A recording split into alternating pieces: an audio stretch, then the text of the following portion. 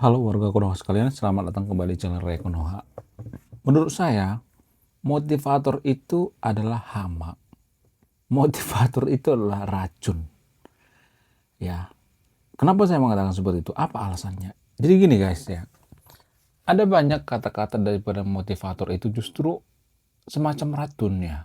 Tapi disclaimer ya, nggak semuanya ya. Tapi ada hal-hal tertentu yang bikin kata-kata daripada motivator itu berupa racun. Ya, kemudian tidak hanya motivator, tapi pemuka agama di Konoha, nggak semua pemuka agama ya, tapi rata-rata pemuka agama di Konoha itu mereka nggak punya skill, nggak punya kemampuan, mereka hanya bisa ngebacot dan ngebacot. Ya, kalau misalnya nih ada masalah ya, mereka akan mengatakan, oh kamu kurang beriman, oh kamu kurang seperti ini, oh kamu kurang begitu, dan lain sebagainya. Jadi tidak memberikan solusi. Menurut saya ini semacam toxic ya, semacam kalimat beracun. Ya, kalau misalnya ada orang yang kesusahan, terus ngadu kepada pemuka agama, oh kamu sepertinya kamu kurang beriman, oh kamu kurang melakukan ritual-ritual ini, oh kamu tidak melakukan ritual ibadah ini, ibadah itu, dan sebagainya. Padahal masalah sebenarnya bukan seperti itu ya. Nanti akan saya jelaskan secara spesifik ya permasalahannya. Oke,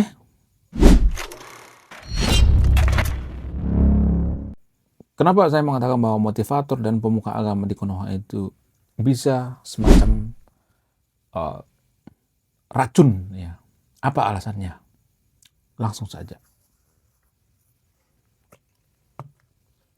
Salah satu alasan yang paling masuk akal itu, kenapa saya mengatakan bahwa motivator itu bisa aja semacam racun atau hama. Yang pertama kita ambil contoh misalnya ya, kasus pertama.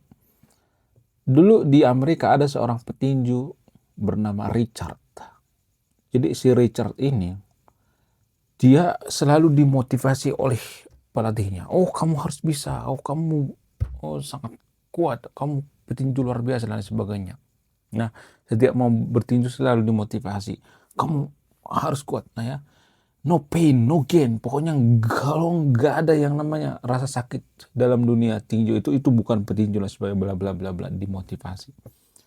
Nah, namun pada saat pertandingan terakhirnya, si Richard ini kena pukulan di belakang kepala. Biasa disebut dengan pukulan ilegal. Namun pelatihnya tidak memperhatikan itu. Dan sepertinya pelatihnya acuh-acuh dengan pukulan itu. Sehingga apa? Sehingga pukulan itu menyebabkan kelumpuhan. Tapi pada saat pertandingan itu, ya ketika si petinju ini ngomong ronde pertama ya, saya sudah capek sekali ya. Pukulannya sangat-sangat luar biasa. Saya nggak mau lagi melanjutkan pertandingan ini. Namun pelatihnya ngomong seperti ini, kamu nggak bisa menyerah, kamu harus bangkit, terus kamu harus bangkit, kamu adalah jagoan dan sebagainya. Nah, kemudian karena nggak enak hati, ya si Richard ini mau aja gitu disuruh sama pelatihnya. Ya udah, ya main lagi ronde kedua. Ya terus ya dia mengeluh gitu. Saya nggak bisa lagi melanjutkan pertandingan ini. Nanti saya bisa mati dan sebagainya bla bla bla. Terus saja dimotivasi oleh pelatihnya. Enggak, kamu harus bisa, kamu harus bangkit. Ya, kamu orang yang luar biasa dalam petinju. Kamu adalah Mike Tyson dan sebagainya. Pokoknya dikasih semangat. Sampai ke ronde kelima, si Richard ini terkapar, jatuh karena apa? Karena dipukul ya di belakang kepalanya. Dan tahu apa yang terjadi? Si Richard ini lumpuh. Kejadiannya tahun 2015 ya. Lumpuh total. Itu karena apa? Karena motivator. Karena pelatihnya. Ya. Jadi itulah alasannya kenapa saya mengatakan bahwa ya kadang-kadang motivator itu bisa jadi hama, racun. Kata-katanya bisa jadi toksik dan lain sebagainya ya. Itu yang pertama. Kemudian kasus yang kedua misalnya di Konoha saya melihatnya gini ya. Warga Konoha kan sering misalnya mengalami yang namanya permasalahan yang sangat kompleks ya, seperti permasalahan dalam rumah tangga misalnya. Nah, kalau misalnya ada permasalahan dalam rumah tangga itu biasanya warga Konoha itu mengadu, kalau nggak ke dukun, ke pemuka agama. Biasanya seperti itu. Dan pada umumnya mereka lebih percaya sama pemuka agama. Nah, warga Konoha ini kalau misalnya mengadu sama pemuka agama itu biasanya pemuka agama itu jawabannya cukup sederhana, dan itu diulang-ulang dari dulu sampai sekarang. Apa itu? Oh, kamu kurang beriman. Oh, kamu kurang melakukan ritual-ritual ini. Oh, kamu kurang ibadah. Kamu tuh sepertinya kurang ibadah dan lain sebagainya, bla bla bla. Ya, saya tidak menyangkal itu ya. Saya tidak nyuruh yang nonton video ini untuk tidak beribadah ya. Tapi permasalahan rumah tangga itu adalah permasalahan yang kompleks ya. Jadi kita tidak bisa konsultasi pada pemuka agama yang jawabannya itu saja. Jadi itu sama seperti misalnya nih, sama seperti pel Apache. Jadi zaman dulu ada yang namanya pel Apache, kalau nggak salah namanya ya Apache. Nah, pel Apache ini apapun penyakitnya, mau darah tinggian, mau demam, mau rematik, asam urat, jantung dan lain sebagainya, obatnya cuma satu. Apa itu? Obat Apache. Dan pahitnya luar biasa. Zaman dulu tuh ada yang namanya obat Apache. Nah, permasalahan daripada orang-orang warga Konoha yang curhat pada pemuka agama, minta solusi pada pemuka agama itu sama seperti itu. Makan obat yang namanya obat Apache. Sama seperti itu. Apapun penyakitnya, solusinya apa? Oh, kamu kurang beriman. Oh, kamu kurang seperti ini. Ya. Saya mengalami sendiri. Saya dulu punya saudara penyakit tumor ya. Paman saya sendiri. Nah, ketika paman saya ini sakit-sakitan dan orang-orang menyarankan mengundang pemuka agama. Ketika pemuka agama diundang, pemuka agama ngomong apa? Oh, kalian ini kurang ibadah. Oh, kalian kurang seperti ini. Oh, ritual-ritual ibadah itu kurang dan sebagainya. Padahal permasalahan yang sebenarnya itu bukan di situ. Penyakitnya tumor. Pemuka agama tidak menemukan solusi gitu, tidak memberikan solusi. Enggak memberikan solusi. Jadi sama seperti obat tadi itu. Ya, apapun penyakitnya, obatnya cuma satu, Apache. Apapun penyakitnya, obatnya cuma satu. Jadi menurut saya ini pemikiran-pemikiran yang tidak rasional ya, dan warga Konoha banyak yang percaya itu. Saya tidak mendiskreditkan agama ya, tapi permasalahannya kan kalau misalnya kita punya masalah rumah tangga apa segala macam itu ya, atau sakit apapun itu biasanya kan pemuka agama selalu dipanggil dan jawabannya itu aja. Tapi menurut saya pribadi, kalau misalnya ada orang misalnya nih permasalahan rumah tangga misalnya, menurut saya itu lebih baik mereka konsultasi ke psikolog. Karena apa? Karena itu lebih tepat. Tapi di Konoha kan kalau misalnya orang pergi ke psikolog itu kan dianggap gila. Jadi kebalik-balik ya di Konoha. Kalau di luar negeri orang yang ke psikolog itu dianggap normal, biasa aja. Cuman ya kalau di luar negeri kalau orang pergi ke dukun itu dianggap gila. Jadi kebalik-balik ya. Di Konoha kalau pergi ke dukun dianggap wajar. Kalau pergi ke psikolog dianggap gila.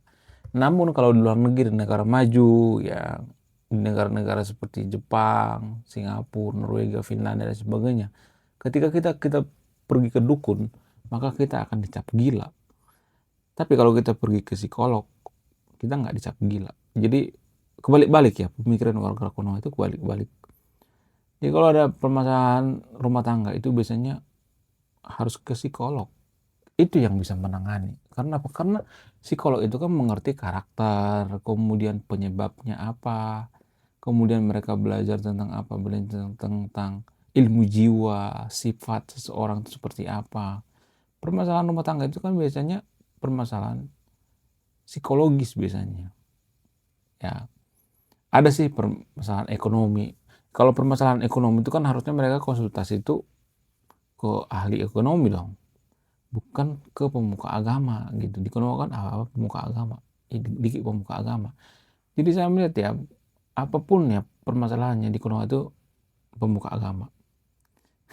Apapun permasalahannya, kamu melakukan gerakan-gerakan ini, ibadah seperti ini dan sebagainya, kamu akan sembuh. Jadi di Konoha ada prinsip seperti itu. Nah, yang jadi pertanyaan, kenapa warga Konoha seperti itu? Kenapa warga Konoha itu sangat suka yang namanya mengambil keputusan yang serampangan gitu? Kenapa? Bahkan pemuka agama dianggap Tuhan ya di Konoha. Apa alasannya? Alasan yang paling masuk akal itu karena warga Konoha itu ya kalau boleh jujur rata-rata adalah warga yang sangat-sangat agamis ya. Maksudnya sangat-sangat percaya agama. Itu alasannya. Dan karena warga Konoha percaya banget dengan agama, sehingga kalau apapun yang dikatakan oleh pemuka agama, mereka akan mengiyakan. Padahal kalau boleh jujur ya, pemuka agama di Konoha itu apa sih, skillnya nggak ada. Rata-rata mereka nggak punya skill. Selain apa? Selain hanya mengulang-ulang yang ada di, ya seperti ceramah-ceramahnya gitu. Nggak semuanya tapi ya, tapi rata-rata seperti itu. Nggak punya dampak yang signifikan. Menurut saya itu, ya pemuka agama di Konoha itu nothing gitu. Apa sih fungsi? Coba saya mau nanya sama Dr. Fit, apa sih fungsi pemuka agama di Konoha itu? Apa coba kontribusi mereka gitu terhadap peradaban gitu? Apa? Apakah mereka memberikan ilmu, ya ilmu-ilmu tertentu misalnya? Mereka kan biasanya mengajak kita berpikir tentang masa lalu, oh masa lalu seperti ini, oh masa lalu seperti ini, bla bla bla bla bla. Ya, disclaimer on ya, saya tidak menyamaratakan seperti itu semuanya ya. Tapi rata-rata seperti itu kok pemuka agama di Konoha. Seperti itu. Kemudian kalau misalnya ini kita jujur aja ya, ya saya suka yang namanya belak-belakan. Menurut saya itu justru pemuka agama di Konoha itu semacam hama gitu. Ya, kemudian semacam racun. Kenapa? Karena mereka nggak melakukan apapun. Kalau misalnya ceramah, kita yang bayar. Ya, mereka hidup dari ceramah, tanpa memberikan dampak yang signifikan. Jadi kalau misalnya nih ada seseorang ya, pemuka agama itu kalau dia punya skill di bidang lain misalnya, dan dia tidak mau digaji misalnya, dia punya profesi misalnya. Ada banyak kok pemuka agama di agama lain ya, di Konoha, yang profesinya misalnya nih, ya saya dulu punya saudara pemuka agama, dan kerjanya apa? Nge-grab. Bayangkan ya, seorang pemuka agama nge-grab.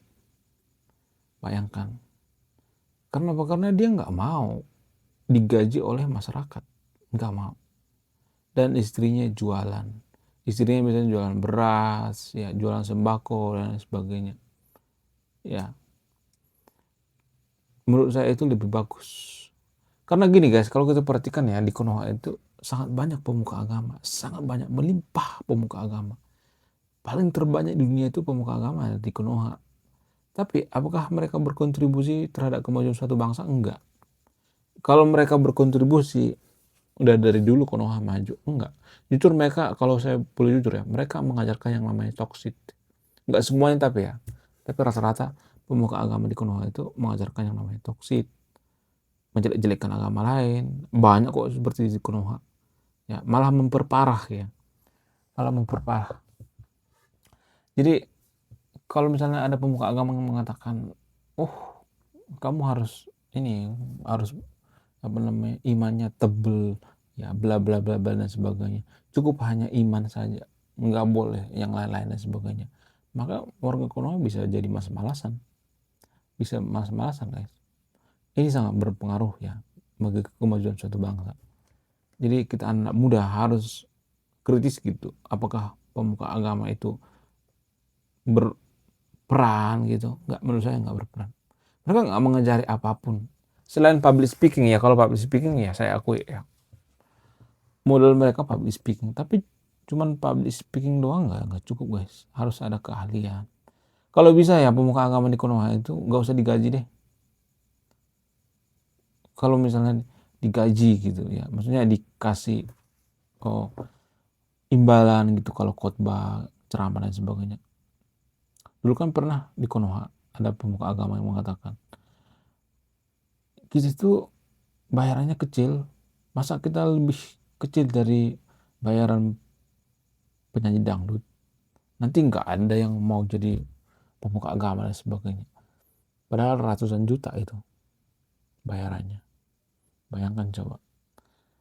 Itu artinya berarti pemuka agama yang ada di Konoha itu sudah mata duitan. Mereka jadi pemuka agama itu ya karena lihat duitnya juga. Karena pemuka agama itu memanfaatkan keadaan yang ada di Konoha. Oportunis sebenarnya pemuka agama itu yang ada di Konoha. Kenapa mereka kadang-kadang ya menjelek-jelekan agama lain? Karena itu yang dimau oleh pendengarnya. Itu namanya oportunis. Mereka tahu itu salah, tapi itu yang disukai oleh masyarakat gimana? Jadi pemuka agama nggak boleh seperti itu, nggak boleh mengikut arus. Ya. Harusnya pemuka agama itu punya lisensi, punya standar gitu. Misalnya nih harus sekolah 5 tahun misalnya atau 3 tahun, jadi harus distandarisasi.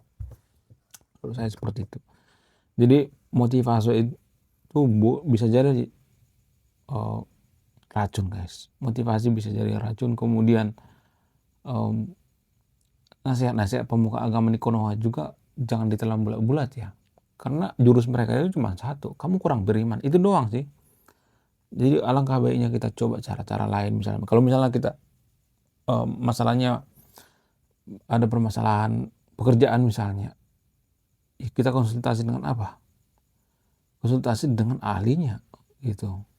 Kemudian kalau ada masalah dalam rumah tangga, bisa pergi ke psikolog. Kalau misalnya ada masalah kesehatan, pergi ke dokter aja.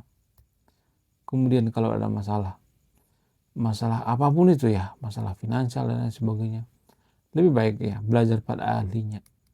Jangan belajar pada palu gada. Pemuka agama di Konoha kan palu gada. Apapun kasusnya mereka selalu mengatakan, oh kamu kurang beriman dan sebagainya. Ya, ini yang bikin Konoha makin hari makin nggak maju. Ya, salah satu pemuka agama terbanyak di dunia itu ada di Konoha. Dan ini tidak berdampak sama sekali. Sangat-sangat tidak berdampak.